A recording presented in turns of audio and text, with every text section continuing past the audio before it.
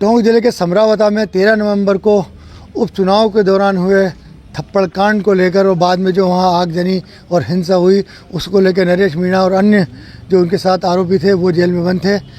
39 लोगों को पहले जमानत मिल चुकी है। आज नरेश मीणा और 18 अन्य लोगों की जमानत पर फैसला होना था। हमारे साथ बातचीत के लिए मौजूद है, फैसला भी आया है, अभी ऑर्डर हुए हैं इसके अंदर। हमारे साथ बातचीत के लिए मौजूद है नरेश मीणा के वकील सलीम सूरी। देखिए क्या फैसला रहा है इसके अंदर। जी, इसमें आज हमने 19 लोगों की ज़मानत FIR नंबर 167/24 जो SHO नगर फोर्ट ने FIR दर्ज कराई थी, उसमें 19 लोगों की आज ज़मानत पर बहस हुई सुबह, और अभी फैसला आया है। उसमें 18 लोगों की ज़मानत माननीय DJ साहब द्वारा स्वीकार कर ली गई है। 50,000 रुपये का मुचलका और 25,000 रुपये की 2 ज़मानतें, और नरेश मीणा की ज़मानत जो है वो खारिज कर दी गई है। और 2 FIR दर्ज हुई थी नरेश मीणा पे। 166/24 जो है, जो अमित चौधरी ने कराई थी, उसको हमने अभी तक बेल मूव नहीं करी है उसमें। और अभी जो 167/24 में जो नरेश मीणा की ज़मानत खारिज हुई है, उसके लिए हम माननीय उच्च न्यायालय जाएंगे और वहाँ पर उसके लिए बेल मूव करेंगे। 18 लोगों की जिनकी ज़मानत हुई है उनके लिए कल उनके लिए रिहाई का आदेश हमें मिल जाएगा, नकल मिल जाएगी, कल वहाँ पेश करके कल वो 18 रिहा हो जाएंगे। अब FIR नंबर 167/24 में कोई भी मुलजिम जेल में नहीं है। 166 और 167 में केवल नरेश मीणा जी ही अभी वर्तमान में न्यायिक अभिरक्षा में चल रहे हैं। देखिए ऐसा क्या पेच फंसा हुआ है कि आज भी उनकी जमानत उनको नहीं मिल पाई, क्या कारण रहा?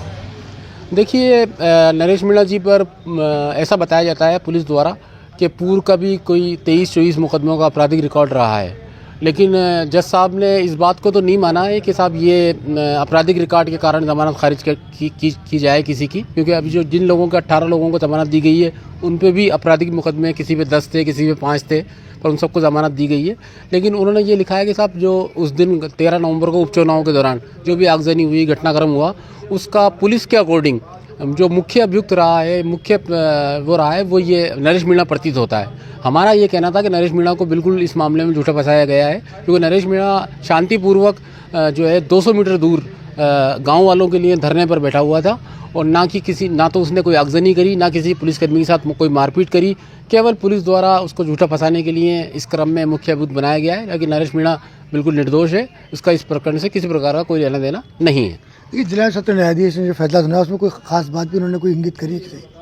जी, जज साहब ने केवल ये बात लिखा है कि जो 18 जो नरेश मीणा जो घटनाक्रम हुआ, उसका जो भी घटनाक्रम हुआ उसकी शुरुआत नरेश मीणा के द्वारा जो कोई कृत्य, पुलिस द्वारा जो कृत्य बताया गया, उसके कारण से वो घटनाक्रम हुआ, इस कारण से उसकी ज़मानत खारिज की गई। तो अब हाई कोर्ट में कब तक मूव होगा पूरा मामला, क्या लगता है आगे? कल हमें सर्टिफाइड कॉपी मिल जाएगी नरेश मीणा जी के खारिज के ऑर्डर की, और परसों हम इसको हाई कोर्ट में मूव कर देंगे।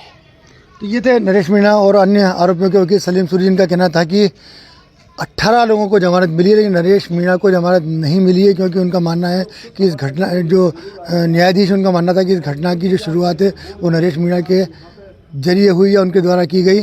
तो फिलहाल अब हाई कोर्ट में जाएंगे और उसके बाद नरेश मीणा की जमानत पर कोई फैसला हो पाएगा। राजस्थान तक के लिए टोंक से मैं मनोज तिवारी।